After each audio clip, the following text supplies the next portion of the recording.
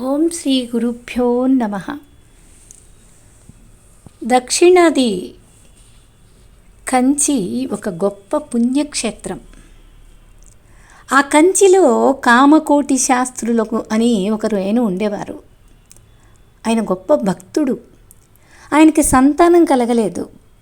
ఆయన సోదరుడు చిదంబరానికి 4 పిల్లలు, 2 కొడుకులు, 2 కూతుళ్ళు. ఆ కూతుళ్ళిద్దరిలో ఒక ఆమె పేరు మరకతం. ఆ పిల్లంటే శాస్త్రి గారికి పంచప్రాణాలు. మరకతానికి పెళ్ళిడు రాగానే బాగా చదువుకున్నవాడు, సౌమ్యుడు అయినటువంటి వరదరాజులు అనే అబ్బాయికిచ్చి పెళ్లి చేశారు. మరకతానికి ఎన్నేళ్లకు సంతానం కలగకపోయేసరికి శాస్త్రి గారికి కొంచెం బెంగ పట్టుకుంది. వారి ఇష్టదేవత కామాక్షిదేవిని ప్రార్థించారు. ఆ దేవి ప్రసన్నురాలై శాస్త్రి గారికి స్వప్నంలో దర్శనమిచ్చి ఆ దంపతులకు జ్ఞాన కళ ఉదయిస్తుంది, కొంచెం వెన్న పెట్టు అని చెప్పిందట. తెల్లవారింది. రాత్రి తనకు వచ్చిన కళను మర్చిపోలేదు శాస్త్రి గారు. దేవి చెప్పినట్టు జరిగి తీరుతుందని త్రికరణ శుద్ధిగా ఆయన నమ్మారు. వారి ఆనందానికి మేరలేదు. దేవి పీఠం ముందు వెన్న ఉంచారు. దేవికి నైవేద్యం పెట్టారు. అప్పుడు ఆ వెన్నను మరకతానికి ఆమె భర్తకి ఇచ్చారు. ఆ దేవి ప్రసాదాన్ని కళ్ళకద్దుకొని భక్తి విశ్వాసాలతో ఆ దంపతులిద్దరూ పుచ్చుకున్నారు. దేవి కటాక్షం వలన మరకతం గర్భం దాల్చింది. 9 మాసాలు మోసి ఒక సుముహూర్తాన మగబిడ్డను కన్నది. ఇంట్లో ఆనందం తాండవించింది. శాస్త్రి గారి మాట చెప్పనే అక్కర్లేదు. ఇంకా బిడ్డకు శేషాద్రి అని నామకరణం చేశారు. లేక లేక కలిగిన బిడ్డ మూలాన చాలా గారభంగా పెరిగాడు. అందమైన ముఖం, ఉంగరాల జుట్టు. జనము అందరూ కూడా ముద్దు బిడ్డగా జనాలందరికీ తయారయ్యాడు. దానికి తోడు శ్రావ్యమైన కంఠం. తల్లి నేర్పిన భక్తి గీతాలను వీణుల విందుగా పాడేవాడు. చదువులో దిట్ట అనిపించుకున్నాడు. శేషాద్రికి 17 ఏళ్ళు వచ్చేసరికి తల్లి, తండ్రి, 2 తాతలు దివంగతులయ్యారు. అసలే భక్తుడు. ఇప్పుడు వైరాగ్యం కూడా తోడైంది అతనికి భక్తికి. తీవ్రంగా సాధన మొదలుపెట్టాడు. చిత్రమైన సాధన. ఒకప్పుడు శ్మశానంలో కూర్చుంటాడు, కళ్ళు మూసుకుంటాడు.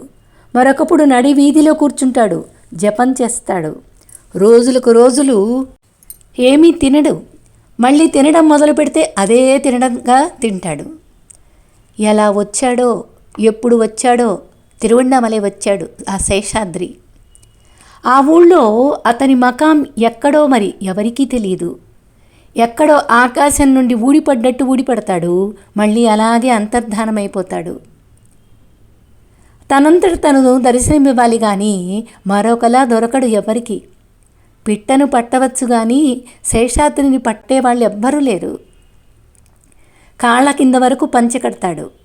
కండువాతో ఒళ్ళంతా కప్పుకుంటాడు. కానీ అవెప్పుడు మురికిగానే ఉంటాయి. ఎప్పుడైనా ఎవరైనా ఒక భక్తుడు కొత్త బట్టలు కొనిస్తే వాటిని అప్పటికప్పుడే మురికిగా చేసి కట్టుకుంటాడు. లేదా వాటిని ఒక ముష్టివాడికిచ్చి వాడి చింకి గుడ్డలు పుచ్చుకుంటాడు. అకారణంగా అరగంట సేపు నవ్వుతాడు. నడి వీధిలో నాట్యం చేస్తాడు. ఆకాశం కేసి గంటలు గంటలు చూస్తాడు.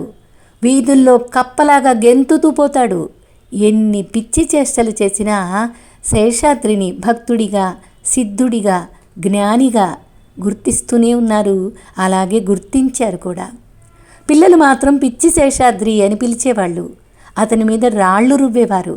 వజ్రాన్ని వజ్రమే కోయగలడు, జ్ఞానిని జ్ఞానే గుర్తించగలడు. శేషాద్రి స్వామి బాల సన్యాసిని జ్ఞానిగా గుర్తించాడు. బాల సన్యాసి ఎవరో గుర్తొచ్చాడు కదా, ఆయనే వెంకటరామన్. బాల సన్యాసి ధ్యానం అరుణాచలేశ్వర ఆలయంలోనే సాగుతోంది.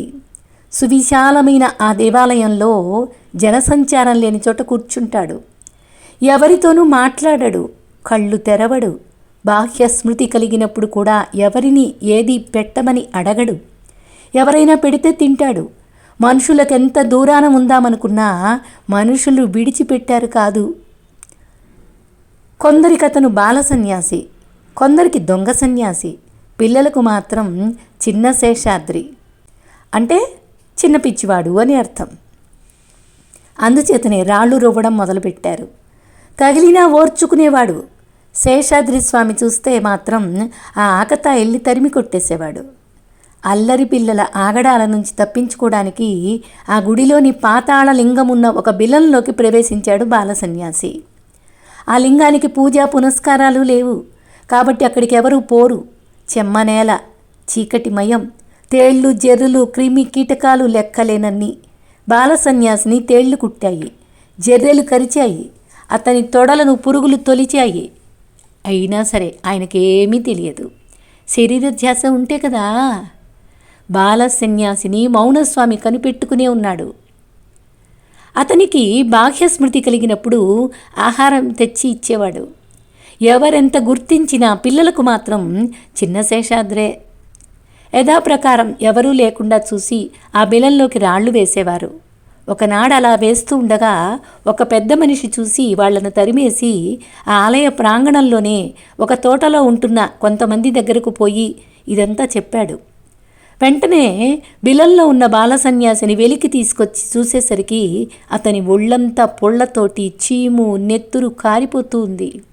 అయినా బాహ్య స్మృతి లేదు. ఇదంతా చూసిన వాళ్ళు ఆ బాలసన్యాసికి ధ్యానభంగం కలగకుండా ఆయన కాళ్ళకి మొక్కి వెళ్ళిపోయారు. ఆనాటి నుంచి ఆయన్ని బ్రాహ్మణస్వామి అని పిలవడం మొదలుపెట్టారు. విరూపాక్ష గుహలో ఎచ్చెమ్మాళ్కు దర్శనమిచ్చి ఆ క్షణాన్నే భవతాపాన్ని బాపిన బ్రాహ్మణస్వామి ఈ బ్రాహ్మణస్వామే. విరూపాక్షి గుహలోనే కావ్యకంఠ గణపతి మునీంద్రులకి తపోరహస్యాన్ని ఎరిగించి వారి తపస్సునకు సార్థకతను చేకూర్చిన బ్రాహ్మణస్వామి ఈ బ్రాహ్మణస్వామే.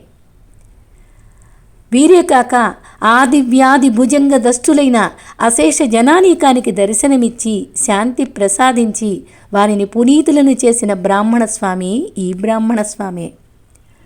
ఆ బ్రాహ్మణస్వామి కథేమిటో మళ్ళీ చూద్దాం.